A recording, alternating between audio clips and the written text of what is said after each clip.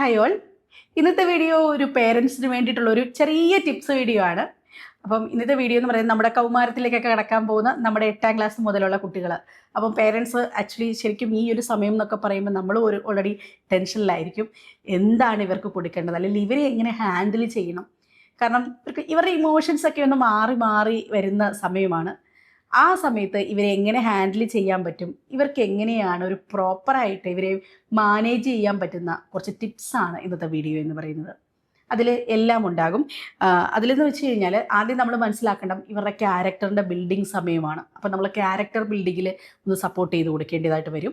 അടുത്തത് ഏറ്റവും വലിയ തലവേദന എന്തായിരിക്കും, നമുക്ക് ഇവരുടെ സ്റ്റഡി ഹാബിറ്റ്സ് എന്ന് പറയുന്നതാണ്. പഠനത്തിന് ഇവർക്കൊരു ഹാബിറ്റ്സ് ഉണ്ടായിരിക്കും. ആ ഹാബിറ്റ്സ് ചിലപ്പം രാവിലെ എണീക്കുന്നുണ്ടാവണം.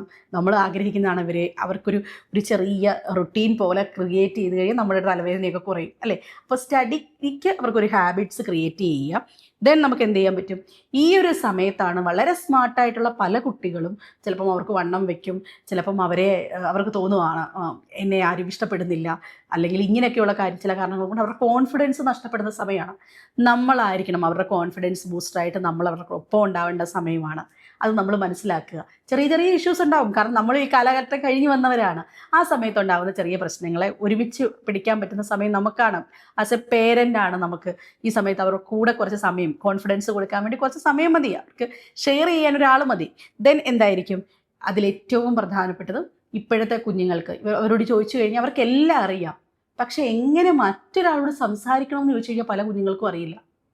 എങ്ങനെയാണ് പണ്ട് നമ്മളൊരു വീട്ടിൽ വന്ന് ഒരാളെ കാണുമ്പം എണ്ണീച്ച് അല്ലെങ്കിൽ അവരോട് സംസാരിച്ചുകൊണ്ടിരുന്ന പല കുട്ടികളും ഇപ്പോഴങ്ങനെയല്ല. അവരൊരു സ്ക്രീനിൽ നോക്കിയിരിക്കുന്നു, പല വേർഡ്സും അവർക്ക് നമുക്കറിയാത്ത കാര്യങ്ങളാണ് അവർ പറയുന്നത്. അപ്പം കമ്മ്യൂണിക്കേഷൻ വളരെ ഇമ്പോർട്ടൻ്റ് ആണ്. കമ്മ്യൂണിക്കേഷനിലൊന്ന് ഹെൽപ്പ് ചെയ്യേണ്ടതാണ്. ദെൻ ഏറ്റവും ഇമ്പോർട്ടൻ്റ് ആയിട്ടുള്ളത് കാര്യം ഇമോഷണൽ ഡെവലപ്മെൻറ്റിൻ്റെ സമയമാണ്. ആ ഇമോഷണൽ ഡെവലപ്മെൻറ്റിൽ അവനൊപ്പം ഉണ്ടാവേണ്ടതാണ് നമ്മൾ പേരൻസ്. അപ്പം ഇതിൽ ഓരോ വിഷയം എൻ്റെ ഒരു സബ്ജക്റ്റ് എന്ന് പറയാൻ മെയിൻലി ഞാൻ കഴിഞ്ഞ 15 വർഷത്തിലധികമായിട്ട് ലേണിങ്ങിലാണ്, കുട്ടികളുമായിട്ടുള്ള പഠനത്തിലാണ് അവരോടൊപ്പം ഉള്ളത്. അപ്പോൾ ലേണിങ്ങിൽ അവരെ എങ്ങനെയൊക്കെ സഹായിക്കാമെന്ന് വെച്ച് കഴിഞ്ഞാൽ, ലേണിംഗ് എന്ന് വെച്ച് കഴിഞ്ഞാൽ കുട്ടി ഈ സമയത്ത് ക്യൂരിയസ് ആയിരിക്കും. നമ്മളിപ്പോൾ പലയിടത്തും ഞാൻ വർഷങ്ങളായിട്ട് ട്യൂഷൻസ് ഞങ്ങൾ കൊടുക്കുന്നതാണ്. അതോടൊപ്പം തന്നെ ഞങ്ങൾ 1-to-1 ട്യൂഷൻസ് ഒരുപാട് കുഞ്ഞുങ്ങളെ പഠിപ്പിക്കുന്നതാണ്. അപ്പം ഞങ്ങളുടെ മെൻറ്റേഴ്സിനോട് പറയുന്ന ഒരു കാര്യമുണ്ട്, കുട്ടി ചോദ്യം ചോദിക്കും, അത് ആൻസർ ചെയ്യണം. അത് മേ ബി അവർ ക്യൂരിയസ് ആയതുകൊണ്ടാണ്, അതവർ ഡിസ്ട്രാക്ഷൻ ആക്കുകയല്ല ക്ലാസ്സിൽ. അവർ ക്യൂരിയസ് ആണെന്ന് നമ്മളും മനസ്സിലാക്കുക. ഇന്നത്തെ കുട്ടികൾ വളരെയധികം ക്യൂരിയസ് ആണ്. അപ്പോൾ ക്യൂരിയസ് ആയിരിക്കും. കുട്ടികൾ ക്യൂരിയോസിറ്റി ഉണ്ടെങ്കിൽ മാത്രമാണ് ആ സബ്ജക്റ്റിനെ ഇഷ്ടപ്പെടത്തുള്ളൂ. ദെൻ നമുക്ക് എന്ത് മനസ്സിലാക്കുക, അണ്ടർസ്റ്റാൻഡിങ് കോൺസെപ്റ്റ്സ്. കാണാതെ പഠിപ്പിക്കുന്ന അല്ലെങ്കിൽ അങ്ങനെയുള്ള കാലയളവൊക്കെ മാറി. ക്വസ്റ്റ്യൻസ് അതല്ല വരുന്നത്. അതിൽ കുട്ടികൾക്ക് CBSEയിലായാലും സ്റ്റേറ്റിലായാലും കോൺസെപ്റ്റ് ലെവലിലുള്ള ക്വസ്റ്റ്യൻസ് ആണ് ഇനി 8, 9, 10ാം ക്ലാസ്സിൽ വരാൻ പോകുന്നത്. അപ്പോൾ നിങ്ങൾ എപ്പോഴും ശ്രദ്ധിക്കുക, അവർക്ക് ആ കോൺസെപ്റ്റ് എന്താണോ അവരുടെ കോൺസെപ്റ്റ് പഠന സമയത്ത് ആ കോൺസെപ്റ്റ് ക്ലാരിറ്റി ആയിട്ട് കൊടുക്കുക. അടുത്തത് ഏറ്റവും ഇമ്പോർട്ടൻ്റ് എന്ന് പറഞ്ഞാൽ അവർക്ക് റീഡിങ് ഹാബിറ്റ്സ് ഉണ്ടാക്കുക. ഒരു പത്രം വായിക്കണം. ശാസ്ത്രം ഇഷ്ടമാണെങ്കിൽ ശാസ്ത്ര മാഗസിൻസ് വായിക്കണം. അവർ കഥപുസ്തകങ്ങൾ വായിക്കണം. ഇതൊക്കെ നമ്മൾ നേരത്തെ ചെയ്തു കൊടുത്തോണ്ടിരുന്ന. പക്ഷേ ഇപ്പം അതെല്ലാം നമുക്കൊരു ഡിജിറ്റലിലേക്ക് മാറ്റി. ഒരുപാട് പഠിക്കാനുണ്ട്, അവന് ഇതിനൊന്നും സമയമുണ്ടാവില്ല എന്നാണ് നമ്മൾ പറയുന്നത്. അല്ല, അവന് പഠിക്കാൻ സമയമുണ്ടാകും, അവന് വായിക്കാനുള്ള ഇൻട്രസ്റ്റ് ഉണ്ടാകും. അത് കാണിച്ചു കൊടുക്കേണ്ടത് നമ്മൾ പേരൻസ് ആണ്. അപ്പോൾ ഈ കാര്യങ്ങളൊക്കെ ലേണിങ്ങിൽ അവനെ ഒന്ന് ഹെൽപ്പ് ചെയ്താൽ, കോൺസെപ്റ്റ് ബേസ്ഡ് ആയിട്ട് പഠിപ്പിച്ചാലും, ചോദ്യങ്ങൾ ചോദിക്കാൻ കഴിവുള്ള, ആ ചോദ്യങ്ങൾ ആൻസർ ചെയ്യാൻ അധ്യാപകരായാലും പേരൻസ് ആയാലും പറ്റുന്നവരായിരിക്കണം. എന്ന് വെച്ചാൽ എല്ലാം അറിയണമെന്നും ആയിരിക്കണം എന്നല്ല. അവൻ്റെ ചിലപ്പോൾ ഒരു ചോദ്യം അതിന് ആൻസർ ചെയ്യുന്ന ആളെ നോക്കിയിട്ട് പറഞ്ഞു കൊടുത്താൽ മതി. പക്ഷെ അങ്ങനെയുള്ള അധ്യാപകരാകുമ്പോഴാണ് കുട്ടിക്ക് ആ സബ്ജക്റ്റിനോടൊരു ഇഷ്ടം വരുന്നത്. ഇനി കുട്ടി ഇപ്പോൾ ഫോർ എക്സാമ്പിൾ കുട്ടി ഒരു മാത്സ് അങ്ങ് വെറുക്കുകയാണ്. ചിലപ്പോൾ അവരുടെ ഈ സമയത്ത് അവർ ഇത്രയും നാളും ഞങ്ങൾ കണ്ടിട്ടുള്ളത് ഈ 8, 10, 9 വരുമ്പം അവൻ നേരത്തെ നന്നായിട്ട് മാത്സ് ചെയ്തുകൊണ്ടിരുന്നതായിരിക്കും. 10 അവന് ഒരു 8ാം ക്ലാസ്സിലേക്ക് വരുമ്പോഴത്തേക്ക് അവന് കണക്ക് ഇഷ്ടമല്ല. കാരണം എന്താണെന്ന് നമ്മൾ ചെകഞ്ഞു പോകുമ്പോഴാണ്. കഴിഞ്ഞ തവണ ഞാൻ പഠിപ്പിച്ചൊരു കുട്ടിയുടെ ഒരു അനുഭവമാണ്. ചെകഞ്ഞു പോകുമ്പോഴാണ് അവന് 7ാം ക്ലാസ്സിലെ കണക്കെന്ന് പറയുന്നത് അവർ പഠിപ്പിച്ച ടീച്ചറിനെ ഇഷ്ടമായിരുന്നില്ല. അങ്ങനെ വിഷയം വെറുത്തു. 8ലെത്തുമ്പോൾ ഇതിൻ്റെ കൺക്ലൂഷനാണ് 7 പഠിച്ചതിൻ്റെ പല കാര്യങ്ങളും ഇപ്പുറത്തേക്ക് വരുമ്പോൾ ഓൾജിബ്ര ഇവിടെ ചോദിക്കും. അപ്പം നമ്മൾ നേരത്തെ പഠിച്ച കാര്യങ്ങൾ അറിയണം. അപ്പോൾ ഇവിടം തൊട്ട് അവൻ എന്ത് ചെയ്യുന്നു, ഡിറ്റാച്ച്ഡ് ആയി തുടങ്ങി. 9ലും 10ലും എത്തുമ്പോൾ ഇതിൻ്റെ വീണ്ടും കണ്ടിന്യൂഷനാണ് വരുന്നത് അല്ലേ? അപ്പം എന്താണ് റീസൺ എന്നുള്ളത് പ്രോപ്പർലി മനസ്സിലാക്കുക. മനസ്സിലായോ? എന്താണ് റീസൺ? ആ കുട്ടിയെ വിഷയം അത് ഒക്കെ ഈ സമയങ്ങളിൽ കാണുന്നതാണ്. ടീച്ചർമാരോടുള്ള വൈരാഗ്യം, കൂട്ടുകാരോടുള്ളത്, ചെറിയ ചെറിയ റിവെഞ്ചുകൾ വെച്ചുകൊണ്ടൊക്കെ ഇരിക്കുന്ന കാര്യമാണ്.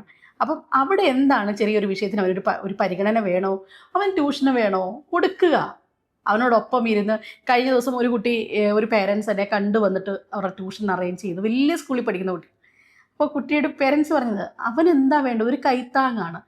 അതായത് അവൻ ഈ പറയുന്ന പ്രോബ്ലംസ് ചെയ്യാനും ഒക്കെയുള്ള ഒരു സപ്പോർട്ട് മതി. ഞങ്ങളതേ കൊടുക്കുന്നുള്ളൂ. ഞങ്ങളുടെ CC+ൽ ഞങ്ങൾ കൊടുക്കുന്നത് കുട്ടികൾക്കൊരു കൈത്താങ്ങാണ്. മിക്ക കുട്ടികൾക്കും ചിലപ്പോൾ സബ്ജക്റ്റ് അറിയായിരിക്കും, അവർക്കൊരു സപ്പോർട്ടാണ്. അതേ രീതിയിൽ തന്നെ നമ്മൾ മുന്നോട്ട് പോയാൽ അവർക്ക് നല്ല രീതിയിൽ തന്നെ മുന്നോട്ട് വരാൻ പറ്റും. ദെൻ അടുത്തത് ഏറ്റവും ഇമ്പോർട്ടൻ്റ് എന്ന് പറഞ്ഞു കഴിഞ്ഞാൽ നമ്മൾ കമ്മ്യൂണിക്കേഷൻ സ്കില്ല്. പത്രം വായിക്കണം എന്നൊക്കെ നമ്മൾ പറഞ്ഞു. അതിനോടൊപ്പം തന്നെ അവർ സ്പീക്ക് കോൺഫിഡൻ്റ്ലി, അവർ സംസാരിക്കുമ്പോൾ നമ്മൾ അവരെ ശ്രദ്ധിച്ച് കേൾക്കുക. അവരുടെ ഒപ്പീനിയൻസ് അത് വളരെ ഇമ്പോർട്ടൻ്റ് ആണ്. ഈ സമയത്ത് വീട്ടിലൊരു കാര്യത്തിൽ അവർക്കൊരു ഒപ്പീനിയൻ ഉണ്ടാകും. ഇപ്പം നമ്മുടെ വീട്ടിൽ എന്ത് വെക്കണം, അല്ലെങ്കിൽ വൈകിട്ട് നമ്മൾ ഒരാഴ്ചയിൽ എന്ത് ആണ് പർച്ചേസ് ചെയ്യേണ്ടത്, അല്ലെങ്കിൽ നമ്മൾ എവിടെ യാത്രയ്ക്ക് പോകാം, ഇങ്ങനെ ചെറിയ കാര്യങ്ങളിൽ ഒരു ഒപ്പീനിയന് അഭിപ്രായം പറഞ്ഞു തുടങ്ങിയെങ്കിൽ മാത്രമാണ് അവർക്ക് നാളെ അവർ മുതിരുമ്പം 10ാം ക്ലാസ് കഴിയുമ്പോൾ അവനാണ് തീരുമാനിക്കേണ്ടത് അവൻ എന്ത് പഠിക്കണം എന്നുള്ളത്, അവൻ ഏത് സ്കൂളിൽ പോകണം എന്നുള്ളത്, അവൻ ഈ സ്കൂളിൽ തന്നെ പോയാൽ മതി, അവൻ എന്ത് പഠിക്കണം. ഇതൊക്കെ അവൻ്റെ ചെറിയ ചെറിയ അഭിപ്രായങ്ങൾ, അവൻ്റെ ലൈഫിനെ പറ്റിയുള്ളത് അവൻ്റെ ഒപ്പീനിയനാണ്. അത് പറയാൻ പറ്റുന്നത് നമ്മുടെ വീട്ടിലാണ്. അപ്പോൾ ആ ഒപ്പീനിയന് വാല്യൂ കൊടുക്കുക. ദെൻ അടുത്തത് അവന് നമ്മൾ പേരൻസ് എന്നുള്ള രീതിയിൽ അവൻ ഈ സമയത്ത് ശരിക്കും ശരീരത്തിൽ ഒരുപാട് മാറ്റങ്ങൾ ഉണ്ടാകുന്ന സമയമാണ്. അവന് അവിടെ നമ്മളോടൊരു ഡൗട്ട് വിത്തൗട്ട് ഫിയർ നമ്മളോട് ചോദിക്കാൻ സാധിക്കണം.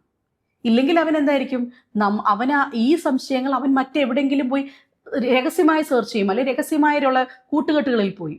അതിനെ തടയിടണമെങ്കിൽ നമ്മൾ പേരൻസ് അവൻ്റെ ഒരു സപ്പോർട്ട് സിസ്റ്റമായിട്ട് നിന്നെങ്കിൽ മാത്രമാണ് നമുക്ക് അവനെ കൂടെ കൊണ്ടുപോകാൻ സാധിക്കുകയുള്ളൂ. ദെൻ സ്ക്രീൻ ടൈം ഏറ്റവും ഇമ്പോർട്ടൻ്റ്. ഇന്ന് എല്ലാ പേരൻസും എടുക്കുന്ന ഒരു വിഷയമാണ് സ്ക്രീൻ ടൈം. അതിൽ ഏറ്റവും വലിയ പ്രശ്നം എന്ന് വെച്ച് കഴിഞ്ഞാൽ എഡ്യൂക്കേഷണൽ സ്ക്രീൻ ടൈം നമുക്ക് അലോ ചെയ്യാൻ പറ്റും അല്ലേ? ഇന്നത്തെ കാലത്ത് നമ്മുടെ വീടിനടുത്തുള്ള നമുക്ക് ചിലപ്പം ഒരു റിസോഴ്സ് പേഴ്സണെ കണ്ടെത്തി CBSE ഫിസിക്സ് ചിലപ്പോൾ പഠിപ്പിക്കാൻ പറ്റിയെന്ന് വരത്തില്ല, അല്ലെങ്കിൽ ഹിന്ദി ട്യൂഷന് കൊടുക്കാൻ പറ്റുന്നതില്ല. അപ്പോൾ ചില സമയത്ത് നമുക്ക് എന്ത് ചെയ്യാൻ പറ്റും, നമുക്കിത് കൊടുക്കാൻ പറ്റും അല്ലേ? എല്ലാ സമയത്തും അവരെ ഒരു കണ്ണിലൂടെ അവൻ എന്ത് സ്ക്രീനിൽ നോക്കുന്നു, എന്ത് കാണുന്നു എന്നൊന്നും നടക്കത്തില്ല. പക്ഷെ അതിന് പകരം നമുക്ക് മറ്റു കുറച്ച് കാര്യങ്ങൾ, ഔട്ട്ഡോർ ആക്ടിവിറ്റികളിൽ അവരെ എൻഗേജ്ഡ് ആക്കുക. നമുക്ക് കൂടുതൽ ചെയ്യാവുന്ന കാര്യങ്ങളാണ്. ക്രിയേറ്റീവ് ആക്ടിവിറ്റീസിൽ നമ്മൾ കൂടുതൽ സപ്പോർട്ട് കൊടുക്കുക. ഫിസിക്കൽ എക്സസൈസിൽ കൊടുക്കുക. ദെൻ നമ്മൾ ഫിസിക്കൽ ആക്ടിവിറ്റീസിൽ കൂടുതൽ കൊടുക്കുമ്പോൾ തന്നെ കുട്ടിക്ക് എന്ത് ചെയ്യും, ഓട്ടോമാറ്റിക്കലി അവൻ്റെ സ്ലീപ്പ് സർക്കിൾ പ്രോപ്പർ ആകും. ഇത് വൈകുന്നേരം രാത്രി വന്നിട്ട് അവന് സ്കൂൾ തുറക്കുമ്പം വൈകുന്നേരം നേരത്തെ വന്ന് പഠിച്ച് കഴിഞ്ഞ് കിടക്കാനുള്ള ഒരു സമയം നമ്മൾ സെറ്റ് ചെയ്യണം, ഒരു റുട്ടീൻ സെറ്റ് ചെയ്യണം. നമ്മുടെ വീട്ടിൽ എല്ലാവരും ഇരുന്ന് രാത്രി വരെ സീരിയലും കണ്ട് നമ്മൾ TV കണ്ടിരുന്ന് കഴിഞ്ഞാൽ കുട്ടിക്ക് എന്തുണ്ടാവില്ല, ഒരു സ്ലീപ്പ് സൈക്കിൾ ഉണ്ടാവില്ല, പ്രോപ്പറായിട്ട് സ്ക്രീൻ ടൈം യൂട്ടിലൈസ് ചെയ്യാൻ പറ്റില്ല. അപ്പോൾ ഇതൊക്കെ നമ്മളൊന്ന് അറേഞ്ച് ചെയ്ത് കൊടുത്തു കഴിഞ്ഞാൽ കുട്ടിക്ക് സ്വാഭാവികമായിട്ട് മുന്നോട്ട് വരാൻ പറ്റുന്നതാണ്.